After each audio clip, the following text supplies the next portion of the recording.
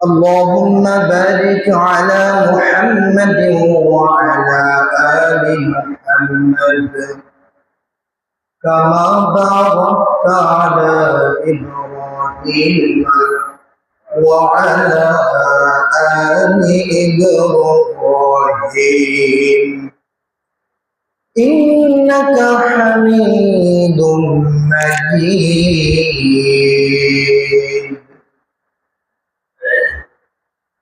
إن الحمد لله نحمده ونصلي على رسوله الكريم. أما بعد فقد قال الله تعالى في كلامه المجيد أو في فرقانه الحميد.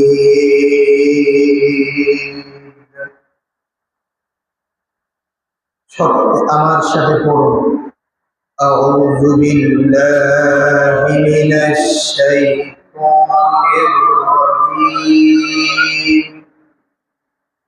بسم الله الرحمن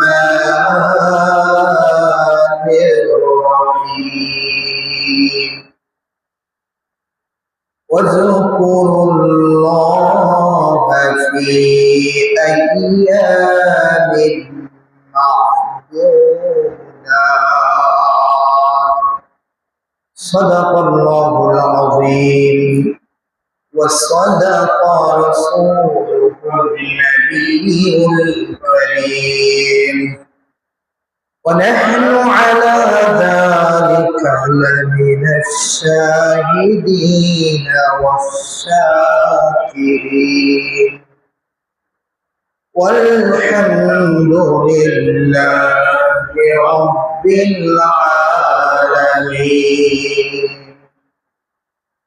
আলহামদুলিল্লাহ, আল্লাহ তাবারক ওয়া তাআলার দরবারে অসংখ্য অগণিত শুকরিয়া আদায় করছি, যিনি আমাদেরকে জিলহজ মাসের প্রথম জুমা, আজকে 4 তারিখ, রব্বুল আলামিন অত্যন্ত মেহেরবানি করে, ভালোবেসে, মহব্বত করে আমাদেরকে মসজিদে আসার মতো তৌফিক দান করেছেন। এজন্য আমরা খুশি না বেজার? আমরা যারা খুশি হয়েছি, আমরা আমাদের অন্তরের অন্তরস্থল থেকে উচ্চ আওয়াজে সকলে বলি আলহামদুলিল্লাহ।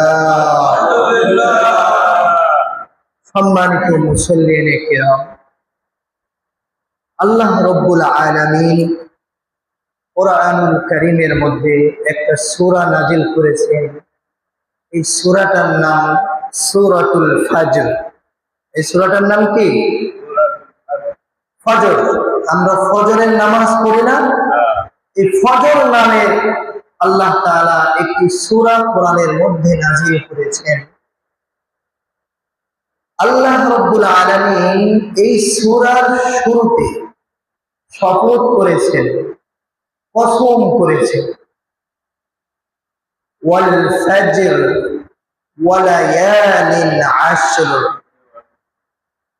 আল্লাহ তাআলা বলেন ফজরের কসম, ফজরের শপথ, ওয়া লায়ালিন আশর, 10 রাতের শপথ, 10 রাতের কসম।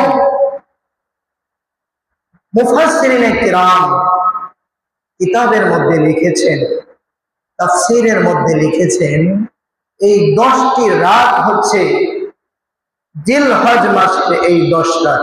সকলে বলেন সুবহানাল্লাহ। জিলহজ মাসের এই 10টা রাত, এই 10টা দিন আল্লাহ তাআলার কাছে দামি না কম দামি? না কোনটা বেশি দামি না কম দামি? আল্লাহ তাআলার কাছে এই 10 রাত দামি না কোনটা? কম দামি না বেশি দামি? বেশি দাম। কারণ আল্লাহ রাব্বুল আলামিন পৃথিবীর মধ্যে আসমান বানাইলেন, জমিন বানাইলেন, পাহাড় বানাইলেন, নদী বানাইলেন, মানুষ বানাইলেন, গাছপালা, পশু পাখি, কত কিছু আল্লাহ বানাইলেন। আল্লাহ তাআলা এইগুলোর কোনো কিছুর শপথ করলেন না, আল্লাহ তাআলা শপথ করলেন ফজরের। তার মানে ফজরের দাম কম, আল্লাহ তাআলার কাছে ফজরের দাম কম, কথা বলতে হবে, বেশি। এই 10 রাতের দাম কম, কথা বলতে হবে, বেশি। আল্লাহ রাব্বুল আলামিন এই 10 রাতের শপথ করলেন। এই 10 রাতের মর্যাদা আল্লাহ তাআলার কাছে বেশি। এই জন্য আল্লাহ পাক রব্বুল আলামিন 10 রাতের শপথ করেছেন।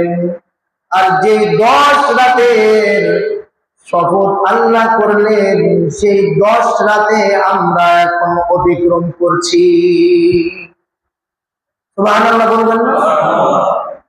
আমরা এই 10 রাতের 4 রাত অলরেডি আমরা অতিক্রম করে ফেলাইছি। আর আছে কয় রাত? 6 রাত। মুহাজিরিন, এই রাতগুলোতে, এই দিনগুলোতে যে নেক আমলগুলো করা হয়, ওই আমলগুলো আল্লাহ তাআলার নিকট সবচেয়ে প্রিয়। আল্লাহর নবী হাদিসের মধ্যে জানায় দিয়েছেন, মা মিন আইয়ামিন আল আমালুস সালিহু ফিহা আহাব্বু ইলাল্লাহি মিন হাযিহিল আশরি। আল্লাহর নবী বলেন, জিলহজ মাসের এই 10 রাতের, এই 10 দিনের আমল আল্লাহ তাআলার কাছে সবচেয়ে প্রিয়। জিজ্ঞাসা করা হলো, ইয়া রাসূলুল্লাহ,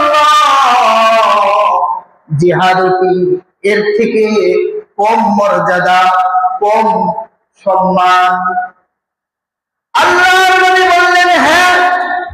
এরপরে আল্লাহর নবী বললেন, ওই ব্যক্তি ব্যতীত যে ব্যক্তি জীবন এবং সম্পদ নিয়ে আল্লাহর রাস্তায় বের হয়েছে আর কখনো বাড়িতে ফিরে আসে নাই, ওই ব্যক্তির মর্যাদা এই 10 রাতে আমল করলে যে পরিমাণ আল্লাহ পাক রব্বুল আলামিন খুশি হবেন, যে ব্যক্তি সম্পদ নিয়ে এবং জীবন নিয়ে বাড়ি থেকে আল্লাহর রাস্তায় জিহাদ করার জন্য বের হয়ে গিয়েছে, ওই ব্যক্তির মর্যাদা বেশি। তাহলে চিন্তা করেছেন, জীবন দেওয়া এবং সম্পদ যা কিছু আছে সব নিয়ে দেওয়া, আর কোনোদিন বাড়িতে ফিরে না আসা, আল্লাহর রাস্তায় শহীদ হওয়া, ওই ব্যক্তির মর্যাদা বেশি। তাছাড়া অন্য কোন আমল এই 10 রাত, এই 10 দিনের চেয়ে বেশি প্রিয় আল্লাহ তাআলার কাছে নাই। মুহতারাম হাজিরিন, আমরা কি কেউ এই 10 রাতে, এই 10 দিনে এমন কোন নেক আমল করতে পারবো যে আল্লাহ পাক রব্বুল আলামিন আমাদের প্রতি খুশি হয়ে যাবে? পারবো ইনশাআল্লাহ, চেষ্টা করবো তো ইনশাআল্লাহ। মুহতারাম হাজিরিন, এই 10 রাত এবং 10 দিনের মধ্যে একটা দিন আছে, একটা রাত আছে, সেটা হলো আরাফার দিন। কিসের দিন? আরাফার দিন। আল্লাহ নবী হাদিসের মধ্যে বলেছেন, সিয়াম ইয়াউমি Arafah আইয়ুকাফিরু as-sanata allati qablahu was-sanata allati ba'dahu। আল্লাহ নবী বলেন, আরাফার দিনে যারা রোজা রাখবে, আল্লাহর নবী বলেন, আহতাসিবু আলাল্লাহ, আমি আল্লাহর কাছে আশা রাখি, আমি আল্লাহর কাছে আশা করি যে আল্লাহ তাআলা পূর্বের এবং পরের 1 বছরের গুনাহ মাফ করে দিবেন। তাহলে আল্লাহ পাক রব্বুল আলামিন পূর্বের এবং পরে 1 বছরের গুনাহ মাফ করে দিলেন। কোন দিনে রোজা রাখলে? আরাফার দিনে রোজা রাখলে। মুহতারাম হাজিরিন, এই মাসে বেশি বেশি করে তাকবীর বলা। কি বলা? তাকবীর, তাকবীরে তাশরীক। আমাদের বাংলাদেশে জিলহজ মাসের 9 তারিখ থেকে নিয়ে 13 তারিখ আসর পর্যন্ত আল্লাহু আকবার, আল্লাহু আকবার, লা ইলাহা ইল্লাল্লাহ, আল্লাহু আকবার, আল্লাহু আকবার, ওয়ালিল্লাহিল হামদ, এটা পড়া হয়। প্রত্যেক ফরজ নামাজের পরে পুরুষেরা উচ্চ আওয়াজে বলবে আল্লাহু আকবার, আল্লাহু আকবার, লা ইলাহা ইল্লাল্লাহ, আল্লাহু আকবার, আল্লাহু আকবার, ওয়ালিল্লাহিল হামদ। আর মা বোনেরা আস্তে আওয়াজ করে বলবে, উচ্চ আওয়াজে বলবে না। এর অর্থ এই নয় যে মনে মনে বলবে, মনে মনে না, আস্তে, আওয়াজটা একটু কম হবে। আর পুরুষেরা উচ্চ আওয়াজে বলবে আল্লাহু আকবার, আল্লাহু আকবার, লা ইলাহা ইল্লাল্লাহ, আল্লাহু আকবার, আল্লাহু আকবার, ওয়ালিল্লাহিল হামদ। ইমাম সাহেব যদি ভুলে যায়